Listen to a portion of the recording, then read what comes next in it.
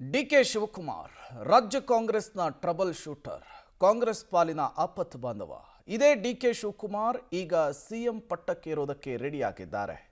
CM ಪಟ್ಟಕ್ಕೇರೋದಕ್ಕೆ DK Shivakumar ಅವರ ಬೆನ್ನ ಹಿಂದಿದ್ದಂತಹ ಅತಿದೊಡ್ಡ ಶಕ್ತಿಯೇ ತುಮಕೂರಿನಲ್ಲಿರುವಂತಹ ನೊಣವಿನಕೆರೆ ಅಜ್ಜಯ್ಯ ಅವರ ಆಶೀರ್ವಾದ.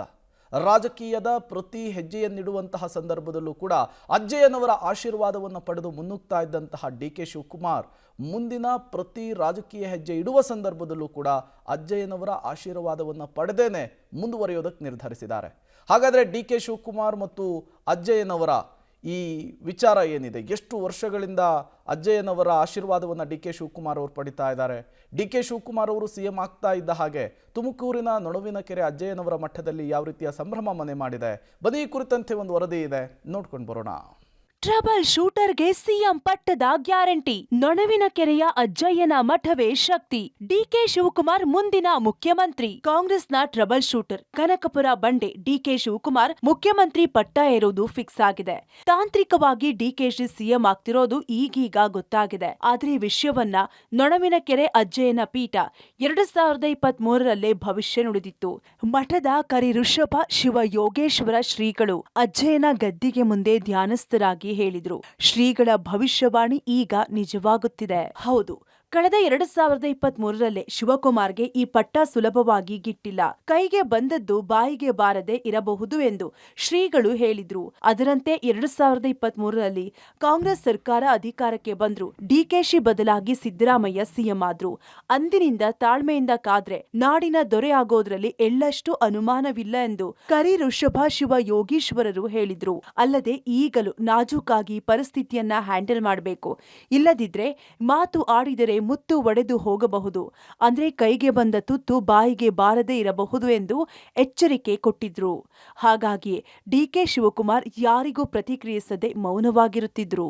ಅವರು ಒಂದು ಪರಿಪೂರ್ಣವಾಗಿರ್ತಕ್ಕಂಥ ಸ್ಥಾನಮಾನವನ್ನ ಕಲ್ಪಿಸಿಕೊಳ್ತಾರೆ. ತದನಂತರ ಶ್ರೀಮಠದ ಆಶೀರ್ವಾದ ಅವ್ರಿಗೆ ಇರ್ತತಿ. ತಮ್ಮೆಲ್ಲರ ಅಭಿಪ್ರಾಯದ ಮೇರೆಗೆ ಅವರು ಉತ್ತಮವಾಗಿರ್ತಕ್ಕಂಥ ರಾಜ ಪ್ರತ್ಯಕ್ಷ ದೇವತಾ.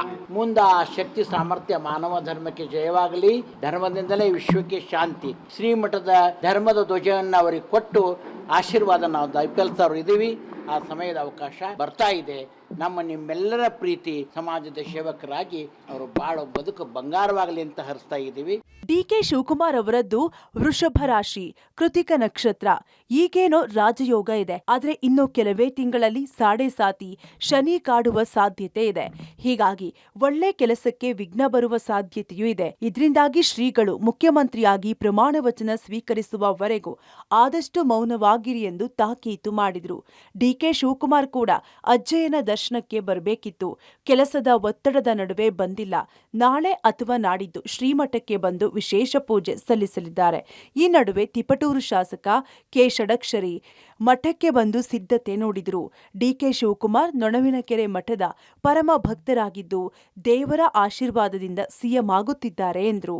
ಸಿದ್ದರಾಮಯ್ಯನವರು ಪಾಪ 8 ವರ್ಷಗಳ ಕಾಲ ಸಂಪೂರ್ಣವಾಗಿ ಎಲ್ಲರ ಜೊತೆಗೂಡಿ ಈ ರಾಜ್ಯವನ್ನ ಆಳ್ವಿಕೆ ಮಾಡಿದ್ದಾರೆ. ಇನ್ನು ಮುಂದಿನ ಭವಿಷ್ಯ ಇದೆ. ಅವರ ಅವಶ್ಯಕತೆ ನಮ್ಮ ರಾಜ್ಯಕ್ಕೆ ಮತ್ತೆ ರಾಷ್ಟ್ರಕ್ಕೆ ಅವಶ್ಯಕತೆ ಇದೆ. ಮತ್ತೆ ನಮ್ಮ ಡಿಕೆ ಶಿವಕುಮಾರ್ ಅವ್ರ ಮಾತನ್ನ ಹೇಳ್ಬೇಕಂದ್ರೆ, ನಾನು ಸ್ವಭಾವದಲ್ಲಿ ಬಹಳ ಮೃದು, ಮಾತಿನಲ್ಲಿ ನನ್ನಾಗೆ ಹೊರಟು. ನಮ್ಮ ಅಜ್ಜಯ್ಯನವರ ಆಶೀರ್ವಾದ ನಮ್ಮ ಶಿವಕುಮಾರ್ ಅವರಿಗೆ ಸದಾ ಇದೆ.